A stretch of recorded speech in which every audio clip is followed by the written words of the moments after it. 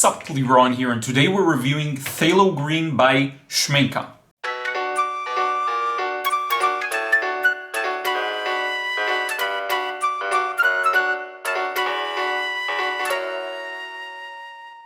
What's up, Ron here. Thank you for joining me in another episode of The Paint Show, and today we're reviewing Phthalo Green by Schmincke, and this is a very interesting little tube of paint I got here. So it's a 5 milliliter tube.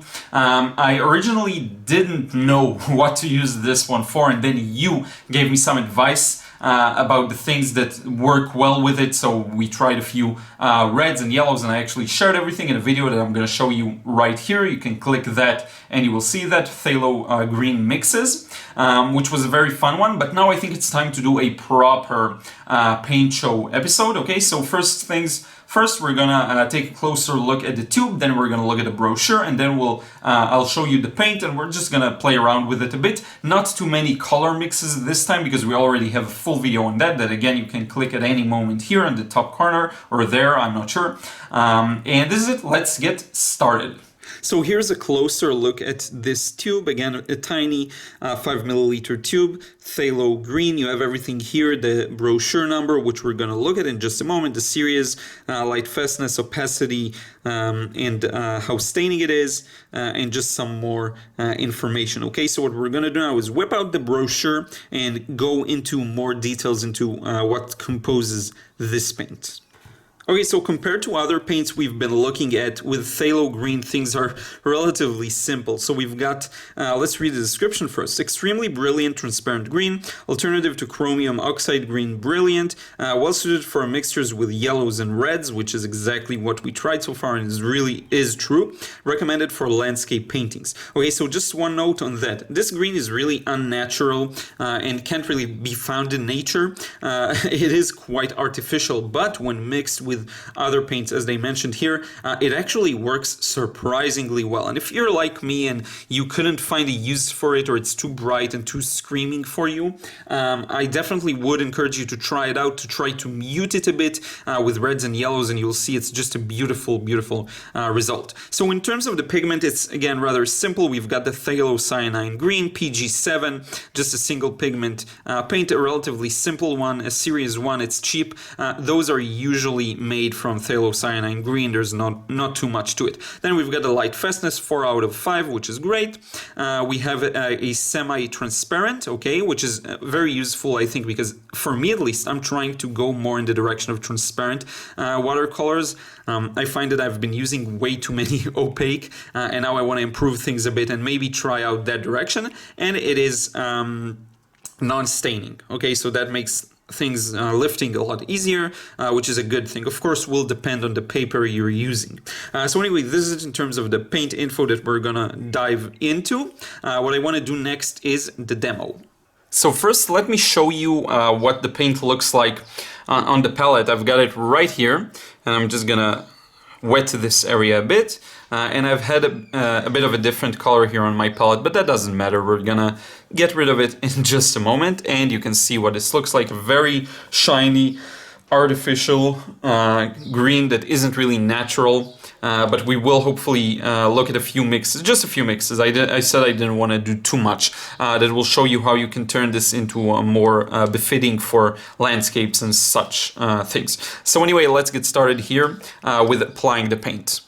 And I'm going to start with a very normal kind of swatch, and I want to start out much lighter. I find that this is something I've been really working on, making my work lighter. I tend to use it a bit, just got a bit of paint there. I tend to use it very opaquely, if that's a word even, immediately, and I don't really add enough water. So just for fun here, we're going to make it a little more transparent, and we're going to use the paint's transparency to our advantage. So I'm going to just zoom in a bit.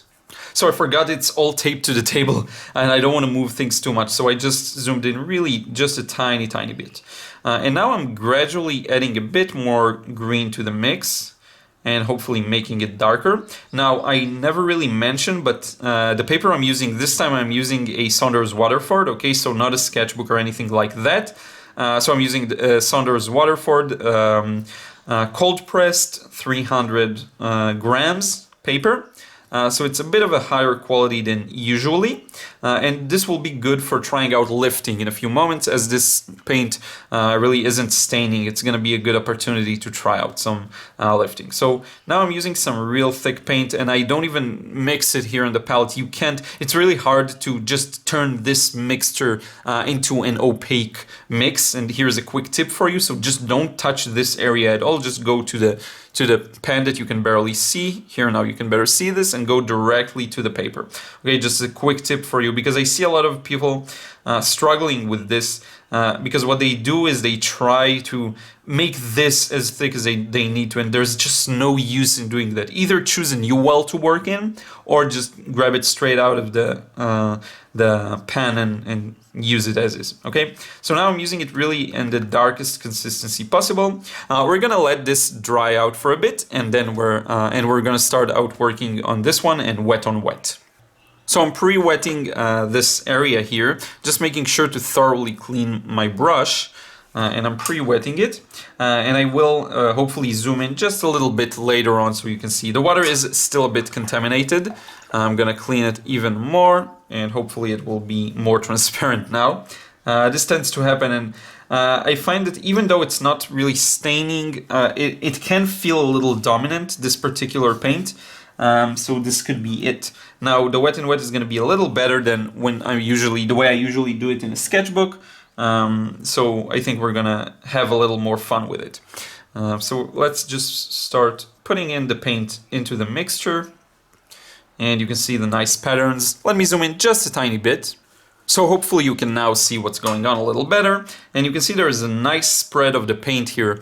And the reason why, first off, this area is really wet, and the paint here is really wet as well. Now if I'm gonna make it a bit thicker, and notice what I'm doing, I'm not going back here because then I lost all of the paint. I'm going here and I'm using this side area. And now I can put in a bit of a stronger value into the wet and wet, maybe create a small frame here. And now I'm gonna go back and I'm just gonna lay it on straight out of the pan, with barely any mixing or, diluting with water, okay? And this is the result we'll get.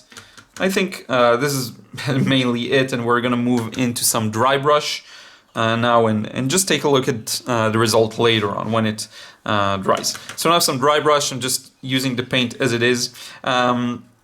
Now again, it's going to be a little easier to bring out the texture of the paper, because I'm using a rough, cold press paper rather, and not like a sketchbook or a smoother surface. Now, one good tip, sometimes you see there's too much paint, so you put the brush into the pan, and then you just wipe it on a towel. I have a towel to the side, and then it's easier to get the dry texture of the paper, okay? Sometimes another tip I find is that if you work too small, it's gonna be hard to do dry brush, and I'm gonna talk about it in an upcoming video on dry brush technique. But if you're using too small of an area, if let's say I'm limited to this area, it's hard to bring out the texture. I'll need a broader stroke to get the texture out, okay? This is very common, and it's just an issue with the size that you're working in. So I would recommend to just increase the size of paper. And then I can add just a bit of water to make it run a bit more. Sometimes you'll have the other way around. The other problem, you won't get anything at all. So for example, if I'm gonna dry it on the towel, now I'm not gonna get a lot. Okay, so if you're not getting almost anything, then you need to wet it just a little bit, and then you'll be able to produce some kind of a shape. Okay, so this is it in terms of these. We're gonna let these dry a bit and come and move to this area where we will try some mixes. Okay, and I'm gonna start with some red mixes. So as this is a green, what we're gonna get when using reds is we're gonna neutralize it.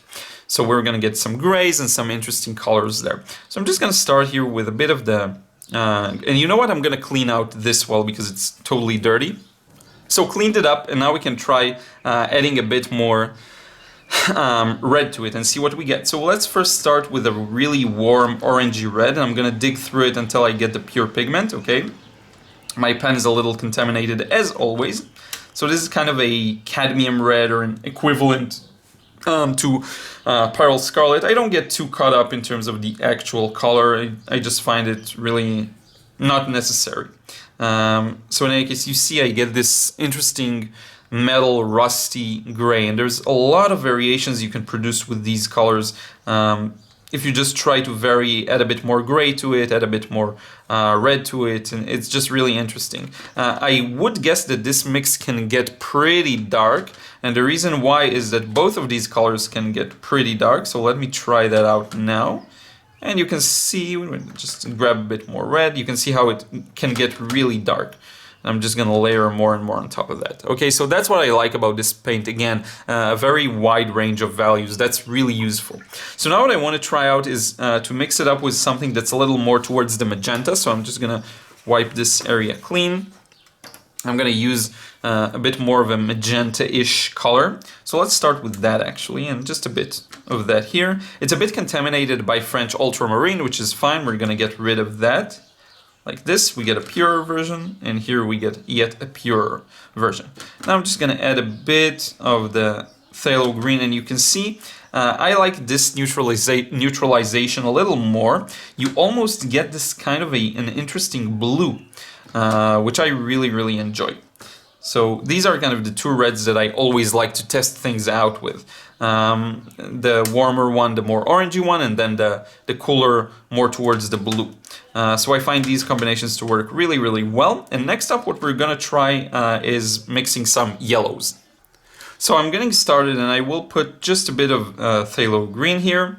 And to that, I'm thinking about what yellows I should work with. So I've got this chromium yellow hue, which I really like. It's a bit of a warmer yellow, similar to New Gamboge, but maybe a little less orangey.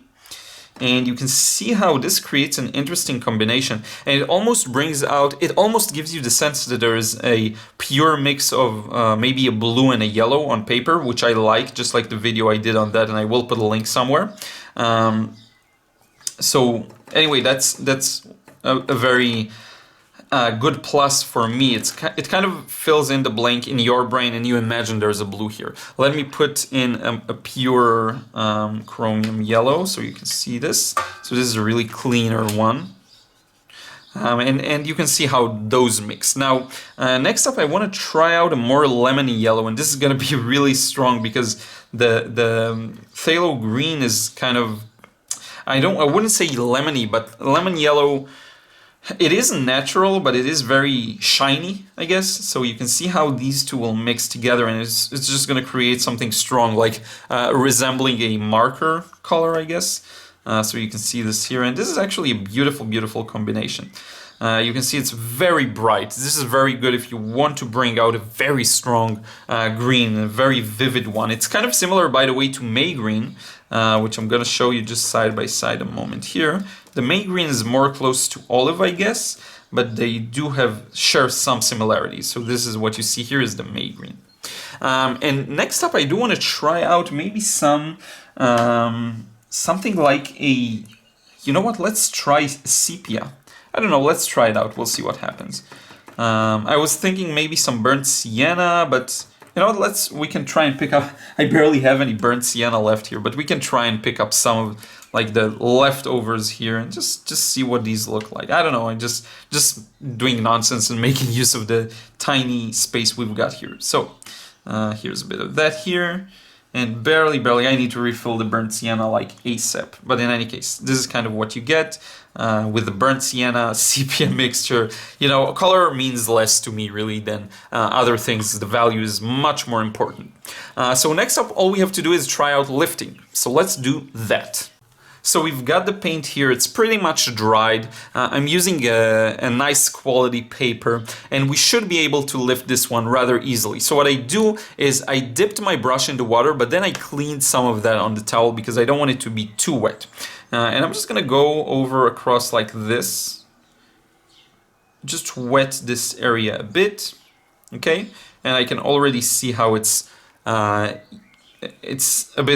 lifting already very easily. So now the secret really is to clean the brush in water and then wipe out all moisture. So using a paper towel or something like this works best, and then you can really lift. Okay, I'm gonna do that one more time. Maybe I'll wet it just a bit more here in this area.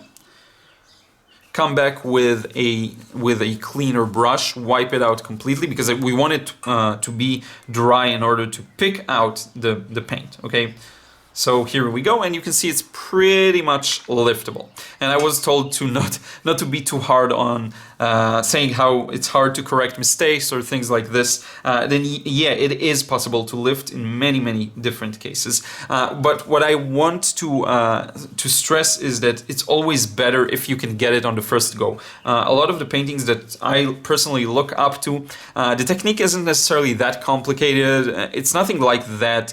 The color selection is pretty usual, but the difference is the artist can really get everything correct in one go, and that's the real crazy hard ability that is really challenging. Like if you look at Edward Seago's video, for example, that I did, you can see he's an artist that can, and I'll put links to everything in the corners somewhere. He's really an artist that got everything right on the first go, which is really insane, and that's where most of the grace of what he did really came from. So anyway, this is it. Let's look at everything together. So here we go, everything we did together. We've got the Phthalo Green, just pure, going from light to dark, and it does have a really nice range of values. We lifted some of it. It was rather simple to lift, and even more so considering the fact that we let it dry completely, okay? I haven't shown you lifting when it's still wet. Here we have the wet in wet with a nice dispersion, some dry technique here, mixed with reds. The warmer reds give a metal rust-like look. The warmer reds give this bluish kind of muted gray. We've got the chromium yellow hue here, a little bit of a warmer yellow with the new gamboge kind of type that mixes very nice greens. Then we've got the lemon yellow mix, which is really bright and shouting at you, which I like actually in this particular mix. And then we finally have some dead and muted burnt sienna and sepia mixes. Well, it's not really sepia, the sepia is here to the side, but in any case, you get the point. I really hope you enjoyed this episode. Let's wrap it up.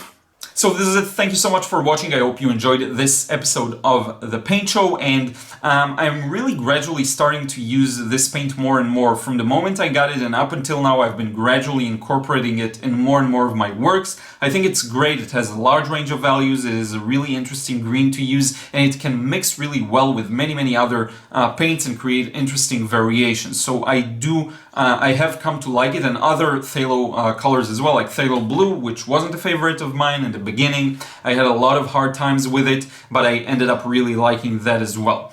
So this is it. Be sure to check out the links below. I will put purchase links if you want to get this one off of Amazon, and this will be affiliate links, meaning you pay the same price, I get a small commission, which is a nice side income for me. In addition to that, be sure to check out my podcast, because this is where, if you want to hear me talk about more in a more elaborate manner on some topics like art and creativity and productivity, personal productivity for artists, in the business of art, and what I'm doing on my day-to-day life, then this is a really good place to check out, because I do know some are interested in that, and I don't get to talk about these topics as much here on YouTube, where it's visual and you can see better, so I use that for more demos and things of that nature. I'll also put a link to my podcast on Anchor. This is an additional channel to listen to quicker episodes for now. I'm not sure exactly what I'm gonna put there in the future, but this is what it is for now. And this is it. Thank you so much, and I will see you again in another episode of The Paint Show and in another vid real soon.